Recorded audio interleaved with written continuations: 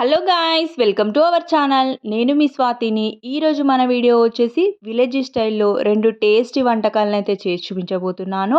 నాటుకోడి పులుసు అలాగే నాటుకోడి పచ్చిమిర్చి పలావ్ ఎలాంటి మసాలాలు కూడా వాడకుండా సింపుల్గా అయితే టేస్టీగా చేసి చూపించబోతున్నాను. రెండింటిని కూడా కట్టెల పొయ్యి మీద అయితే ప్రిపేర్ చేస్తున్నాను. చాలా బాగా వచ్చాయి. వీడియో మొత్తం కూడా ఎక్కడ స్కిప్ చేయకుండా చూసేయండి. నచ్చితే కనుక మీరు ముందుగా నాటుకోడి పులుసుని ఎలా చేసుకోవాలో చూడండి. ముందైతే దీనికోసం పొయ్యి మీద గిన్నె పెట్టుకుని అందులోకి సరిపడ నూనె పోసుకుని నూనె వేడైన తర్వాత ఒక 2 పచ్చిమిర్చిని ముక్కలుగా కట్ చేసి వేసుకొని ఒక పెద్ద సైజు ఉల్లిపాయని ముక్కలుగా కట్ చేసి వేసుకొని పచ్చిమిర్చి ఉల్లిపాయ రెండు కూడా ఫ్రై అయిన తర్వాత ఒక చెంచా పసుపు 1.5 చెంచా వరకు అల్లం వెల్లుల్లి పేస్ట్ వేసుకొని పచ్చివాసన పోయేంత వరకు ఫ్రై చేసుకున్న తర్వాత కొంచెం పుదీనా కొత్తిమీర వేసుకొని ఒకసారి కలుపుకున్న తర్వాత ఇందులోకి 1/2 కేజీ నాటుకోడిని శుభ్రంగా కడిగేసుకొని ఇందులోకి వేసుకొని ఒకసారి అంతా కూడా కలిసేలాగా కలుపుకున్న తర్వాత దీనిపై మూత పెట్టుకొని ఒక 10 నిమిషాలు ఉడికించుకున్న తర్వాత ఇందులోకి 2 చెంచాల వరకు కారం అలాగే రుచికి తగినంత ఉప్పు వేసుకొని మళ్ళీ ఒకసారి అంతా కూడా కలిసేలాగా అయితే కలుపుకోవాలి. ఇలా అంతా కూడా కలుపుకున్న తర్వాత ఇప్పుడు దీనిపై మూత పెట్టుకొని మరొక 5 నిమిషాలు అయితే ఉడికించుకోవాలి. 5 నిమిషాల తర్వాత మూత తీసి చూసినట్లయితే గనక మనకు ఉప్పు కారం అంతా కూడా చక్కగా ఇలా చికెన్ ముక్కలకైతే పట్టుకుంటుంది. ఇప్పుడు ఇందులోకి మీకు గ్రేవీకి ఎంత నీళ్ళు కావాలనుకుంటారో అన్ని నీళ్ళైతే పోసుకుంటే సరిపోతుంది. నేనైతే ఇక్కడ గ్రేవీ కోసం 2 గ్లాసుల వరకు నీళ్ళని పోసుకున్నాను. ఇప్పుడు మళ్ళీ దీనిపై మూత పెట్టుకొని ఒక 15 నిమిషాల పాటు అయితే ఉడికించుకోవాలి. చక్కగా చికెన్ అయితే ఉడికిపోతుంది. ఇప్పుడు ఇందులోకి కొంచెం ధనియాల పొడి అలాగే కొత్తిమీర వేసుకొని ఒకసారి అంతా కూడా కలుపుకొని మరొక 2 నిమిషాల పాటు అయితే ఉడికించుకున్నారంటే మనకు కర్రీ అయితే రెడీ అయిపోతుంది. చూడండి, ఇక్కడ మనకు కర్రీ అయితే రెడీ అయిపోయినట్లే. మళ్ళీ పైనుంచి కొంచెం కొత్తిమీర వేసుకొని అయితే నేను కలుపుకుంటున్నాను. గ్రేవీ అనేది ఈ మాత్రం చిక్కగా ఉంటే సరిపోతుంది. మీకు ఇంకా పల్చగా కావాలనుకుంటే ఒక 5 నిమిషాలు ముందే దించుకున్నట్లయితే కనుక గ్రేవీ అనేది పల్చగా ఉంటుంది.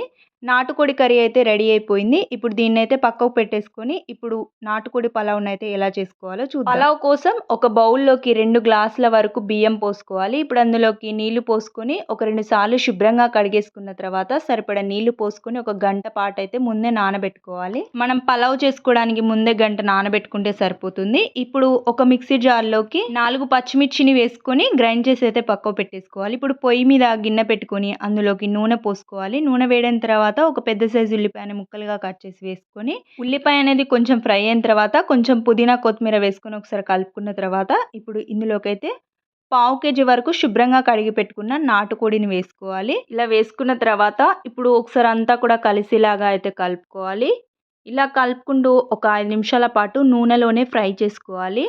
5 నిమిషాల తర్వాత ఇందులోకి కొంచెం పసుపు అలాగే కొంచెం అల్లం వెల్లుల్లి పేస్ట్ వేసుకొని ఒకసారి అంతా కూడా కలుపుకొని అల్లం వెల్లుల్లి పేస్ట్ అనేది పచ్చివాసన పోయేంత వరకు అయితే ఫ్రై చేసుకోవాలి. ఇలా ఫ్రై చేసుకున్న తర్వాత ఇప్పుడు ఇందులోకి అయితే రుచికి తగినంత ఉప్పును వేసుకోవాలి. అలాగే నేను ఇక్కడ చెప్పాను కదా మీకు ముందే పచ్చిమిర్చి పలావ్ అని చెప్పేసి, అందుకే కారం అయితే కొంచెం యాడ్ చేస్తున్నాను. తర్వాత పచ్చిమిర్చి పేస్ట్ అనేది యాడ్ చేస్తాను. కారం ఉప్పు వేసుకున్న తర్వాత ఒకసారి కలుపుకొని మూత పెట్టుకొని ఒక 5 నిమిషాల పాటు అయితే ఉడికించుకోవాలి. 5 నిమిషాల తర్వాత ఇందులోకి ముందుగానే గ్రైండ్ చేసి పెట్టుకున్న పచ్చిమిర్చి పేస్ట్ వేసుకొని మళ్ళీ ఒకసారి అంతా కూడా కలిసేలాగా అయితే కలుపుకొని ఇప్పుడు ఇందులోకి 1/2 కప్పు వరకు పెరుగుని వేసుకొని మళ్ళీ ఒకసారి అంతా కూడా కలుపుకోవాలి. ఈ పెరుగు అనేది వేసుకోవడం వల్ల ఈ పులావ్కి అయితే టేస్ట్ అనేది వస్తుంది.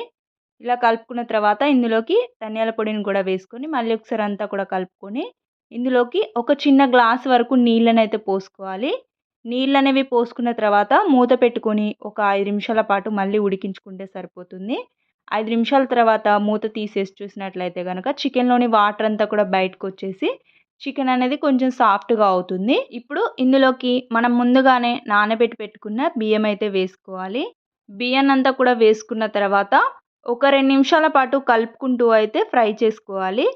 ఇలా 2 నిమిషాల తర్వాత ఇప్పుడు ఇందులోకైతే మనం ఎన్ని బియ్యం అయితే తీసుకున్నామో దానికి తగ్గట్టుగా వాటర్ అయితే వేసుకోవాలి. ఇక్కడ నేనైతే 2 గ్లాసుల వరకు బియ్యం తీసుకున్నాను కదా!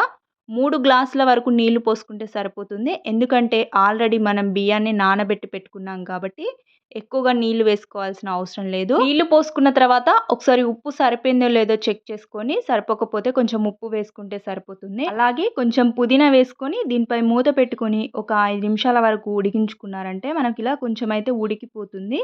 ఇప్పుడు ఈ స్టేజిలో ఉన్నప్పుడు దీనిపై నుంచి కొంచెం నెయ్యి వేసుకోవాలి. నేను మీకు ఆల్రెడీ చెప్పాను కదా, ఎక్కువగా మసాలాలు యూస్ చేయకుండా సింపుల్గా అయితే చేస్తున్నానని చెప్పేసి. ఇందులోకి బిర్యానీ మసాలాలు ఏవి కూడా యూజ్ చేయలేదు. అయినా సరే టేస్ట్ మాత్రం అస్సలు తగ్గదు, చాలా టేస్టీగా ఉంటుంది.